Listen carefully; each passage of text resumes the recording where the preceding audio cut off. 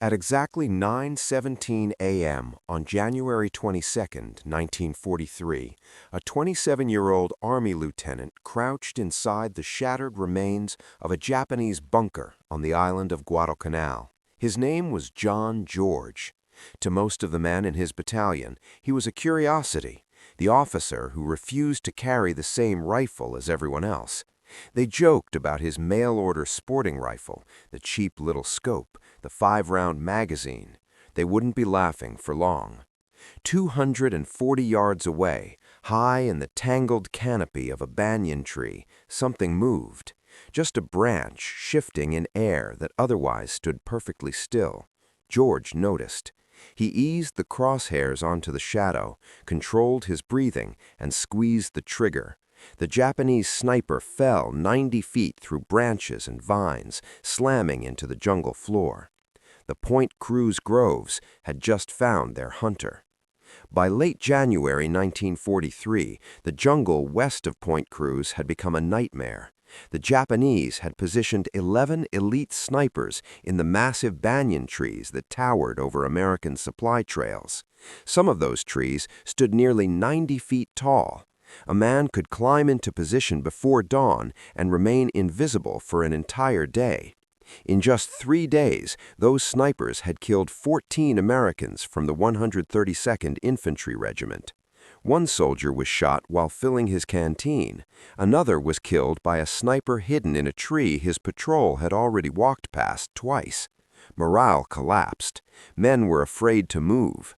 The battalion commander needed someone who could shoot, and the only man who claimed he could solve the problem was the one they mocked.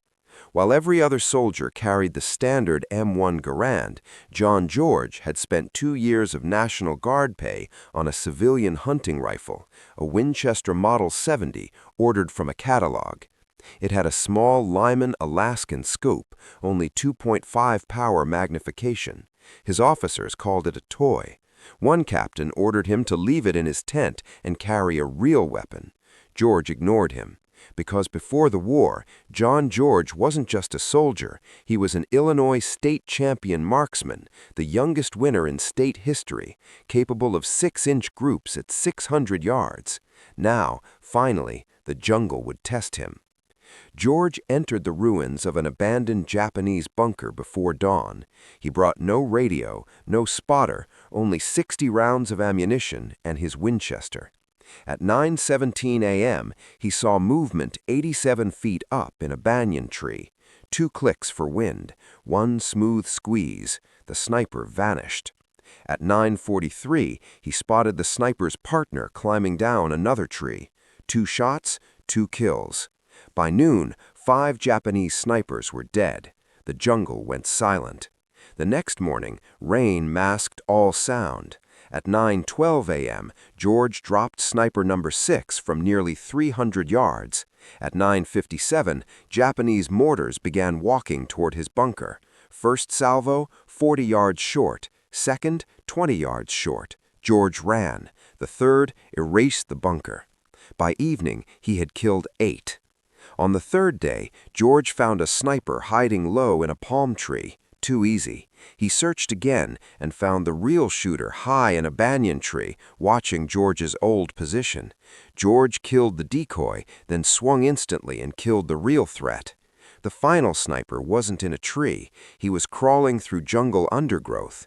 George waited submerged in a shell crater until the man passed, then rose from the water. 2 shots, 2 bodies. All 11 snipers were dead. In just 4 days, John George had fired 12 rounds, killed 11 elite snipers, and saved an entire battalion. Instead of punishment, he was promoted. He was ordered to create something the U.S. Army barely had yet, a sniper unit. Within weeks, his men had logged 74 confirmed kills, with 0 American casualties. Months later, John George carried the same Winchester into Burma with Merrill's Marauders, marching hundreds of miles behind enemy lines. 1 shot, 1 kill, every time. After the war, he wrote a book, Shots Fired in Anger, still studied today. His rifle now sits in a museum. Most people walk past it without noticing. But in January of 1943, that mail-order rifle didn't just kill snipers, it changed how America fought wars. As the jungle finally went silent, the men of the 132nd Infantry didn't cheer, they stared. For 4 days they had watched friends die without ever seeing who pulled the trigger. Now, suddenly, it was over. The banyan trees stood empty. No muzzle flashes, no cracked branches, no invisible death. And the man responsible for it wasn't some legendary war hero. It was the quiet officer with the catalog rifle. The battalion commander called John George into his tent that evening. The room smelled of sweat, damp canvas, and burned cordite. George stood at attention, expecting a lecture.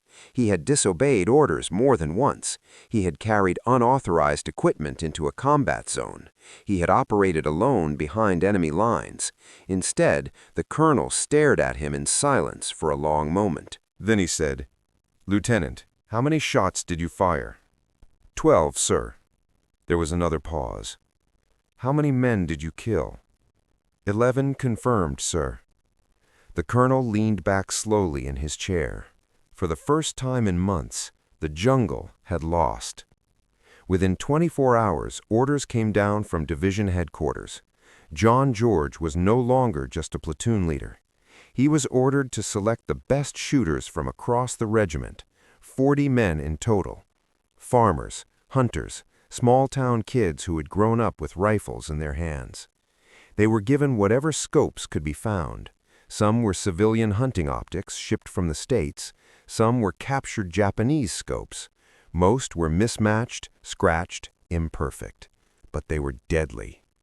George taught them everything: how to use shadows instead of camouflage, how to let the jungle move around you, how to disappear after a single shot, how to never fire twice from the same position. Within 2 weeks, his men recorded 74 confirmed kills. They lost 0 soldiers to enemy snipers. Something had changed. The U.S. Army didn't officially have sniper doctrine yet, but on Guadalcanal, John George had just written it in blood. In 1944, the war moved to Burma. The terrain was worse than Guadalcanal. Thicker jungle, higher mountains, no supply lines. This was the mission nobody wanted, but John George volunteered. He joined an experimental long-range penetration unit known as Merrill's Marauders, men ordered to march hundreds of miles behind Japanese lines, carrying everything they needed on their backs. No artillery support, no air cover, just rifles and nerve. George carried the same Winchester Model 70, the same mail-order rifle. In Burma, he became a ghost.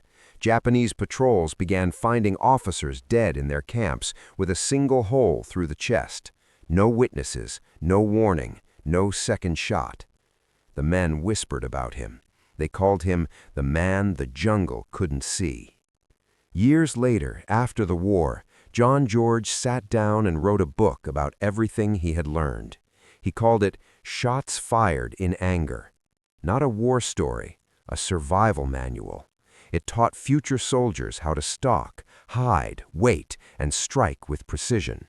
It is still studied by military historians today. And the rifle? The rifle that officers laughed at? The rifle that saved an entire battalion? It now sits behind glass in a quiet museum. Most people walk past it without ever knowing what it once did. But for 4 days in January of 1943, that $20 mail-order rifle owned the jungle. It saved dozens of American lives, and it rewrote how wars are fought. Years after the war ended, when the medals were packed away and the jungle scars had faded, John George rarely spoke about Guadalcanal. He didn't brag, he didn't tell war stories at parties. He returned to civilian life quietly, the same way he had fought, unnoticed.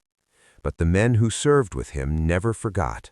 One of them later said, "When the snipers were killing us, it felt like the jungle itself wanted us dead." Then George went out there, and the jungle went quiet. John George's book, Shots Fired in Anger, didn't become a bestseller. There were no Hollywood deals, but something more important happened. The U.S. Army finally realized it had ignored an entire way of fighting. Before Guadalcanal, America didn't train snipers. After John George, every modern sniper program traces its roots back to those 4 days. Every scoped rifle issued today, every long-range shot that saves lives, every unseen guardian watching from the shadows, it all started with a young lieutenant and a mail-order rifle nobody believed in. His Winchester Model 70 now sits behind museum glass. The wood is worn smooth from jungle humidity. The bluing is faded from years of sweat and rain. The scope still holds 0. Tourists walk past it every day. They stop to admire tanks. They pose with fighter planes. Almost no one notices the old hunting rifle in the corner. But for 96 hours in January of 1943, that $20 mail-order rifle owned the jungle. It saved dozens of American lives, and it rewrote how wars are fought.